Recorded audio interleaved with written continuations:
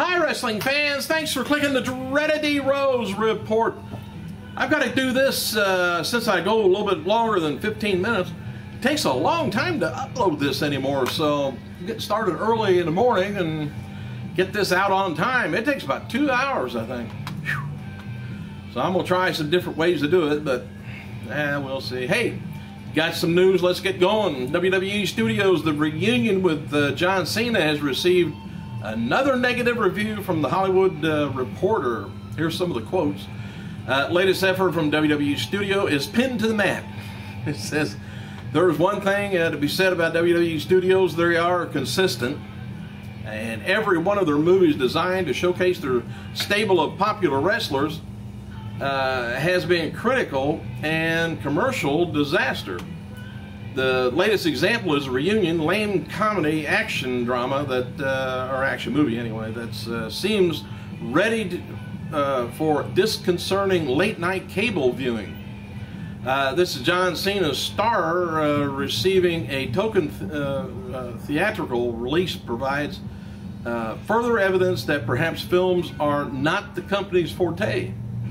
And I say that too, but somehow they must still be making some money on these movies.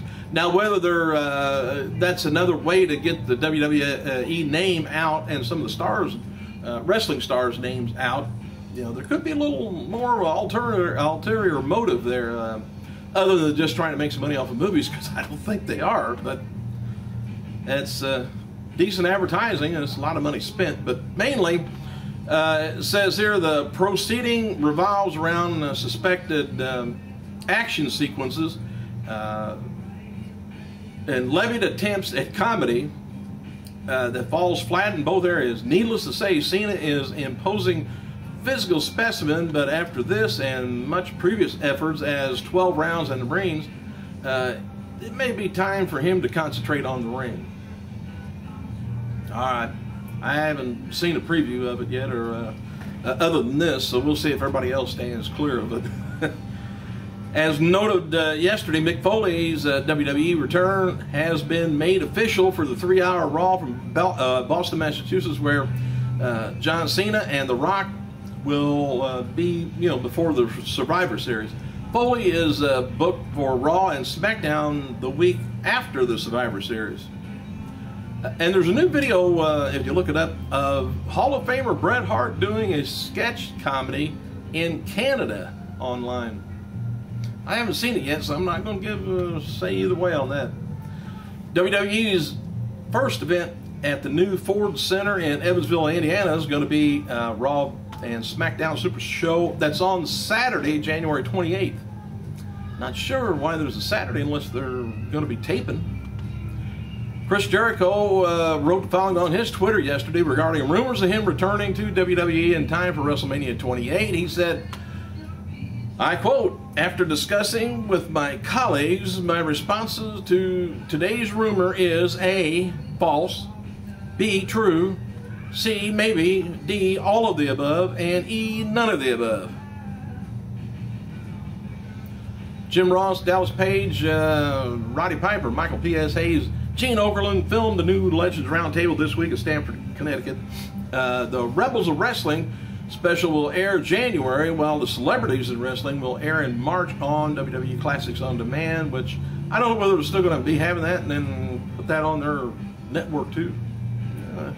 Anyway, former WCW Horace Hogan turns 46 years old today, and original Chris Hemrick turns 45. He was in ECW, by the way. And Bushwhacker Butch turns 67. Or if he's going around still smelling his armpits. Jim Ross wrote following on the update of Gerald Briscoe. He says, spoke to Jerry Briscoe today. He's still hospitalized in Tampa, Florida after suffering a mild stroke on Wednesday. He's feeling better and he's a fighter.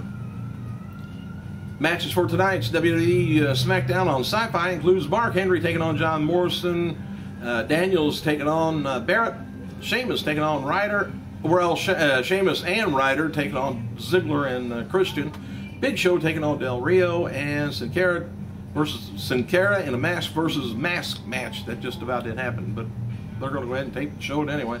I thought they'd probably let that run a little while longer, the two fighting.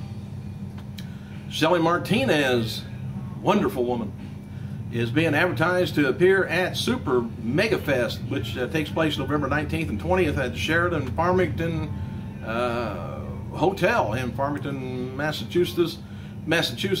She is also appearing at an after party November 19th at Morton Steakhouse in Boston, and that's where I'd like to see her, at an after party. Tough Enough winner Daniel Puder, I haven't said that word in a while. He's promoting an anti-bullying campaign. The event takes place Saturday, 3 o'clock, Burbank, California, at the AMC 16 Burbank Promenade.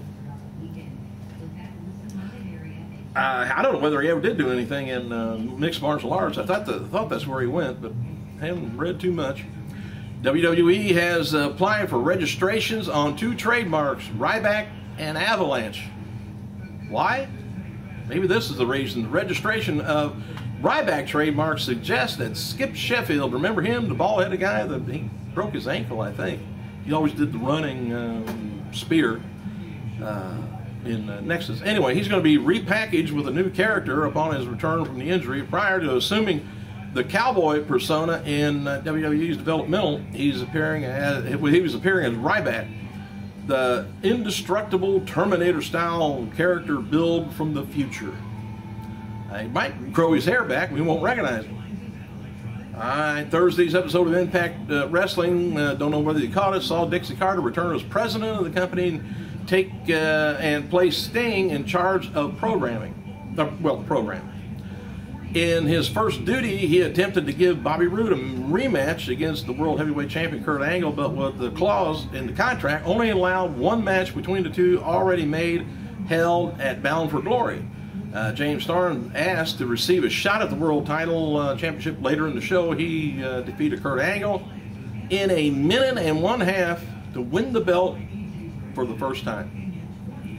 Gail Kim, by the way, returned to TNA Wrestling as a heel, aligned with herself with the Vice President of Knockouts, Karen Jarrett, which I would like to align myself with her too.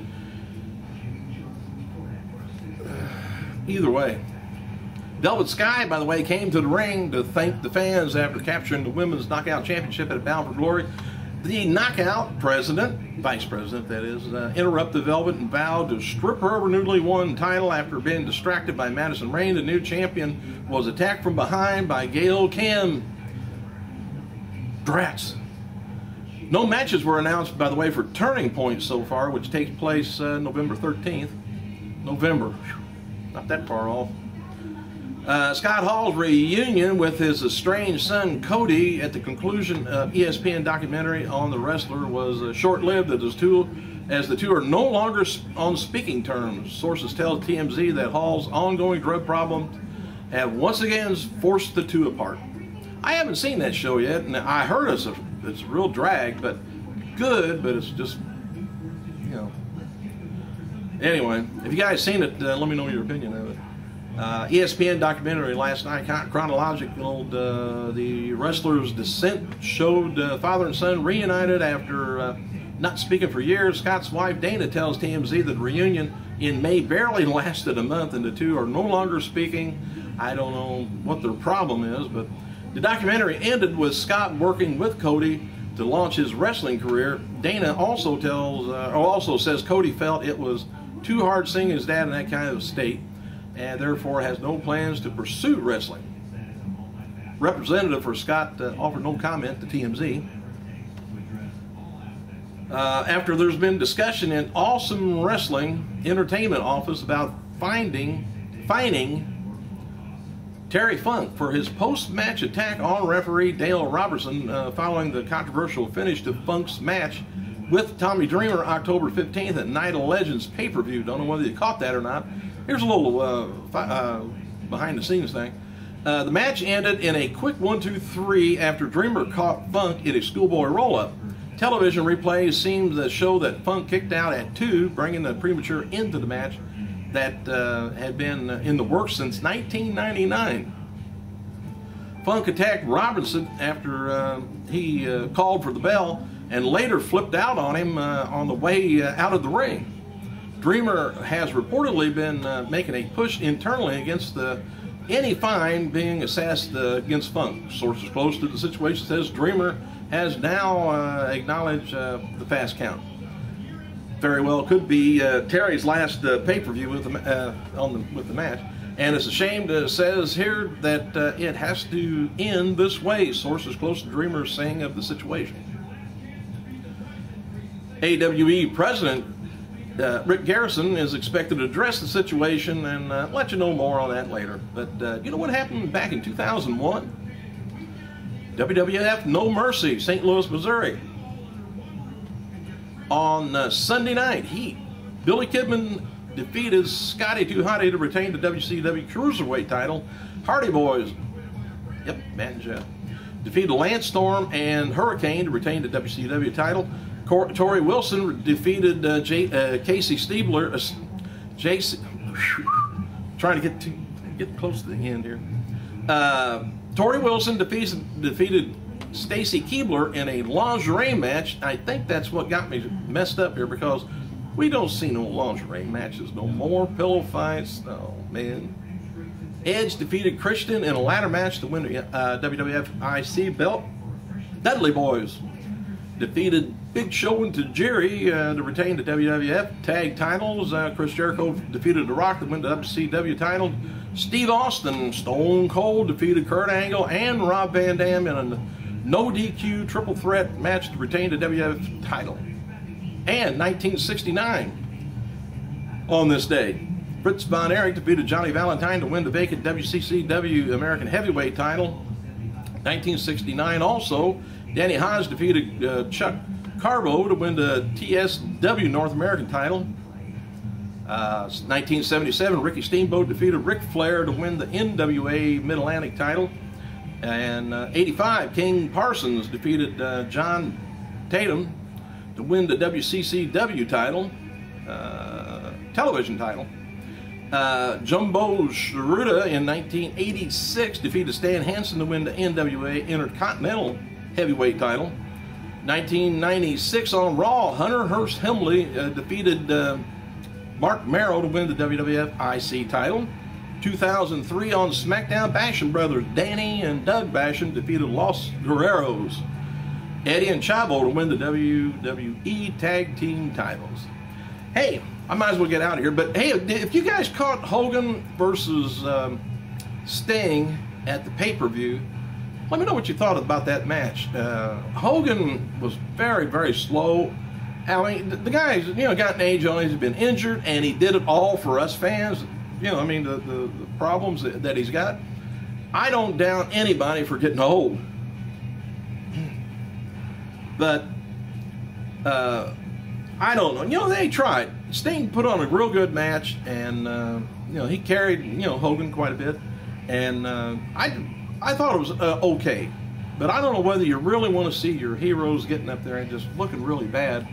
And you don't want them to tell them to stay out of the ring, because that was their livelihood. They love doing that stuff, so it's just kind of hard to get away from it. And they still tried, but it's kind of sad in a way. But time marches on. Thanks for clicking, you guys. Let me know your opinion of that. I gotta go.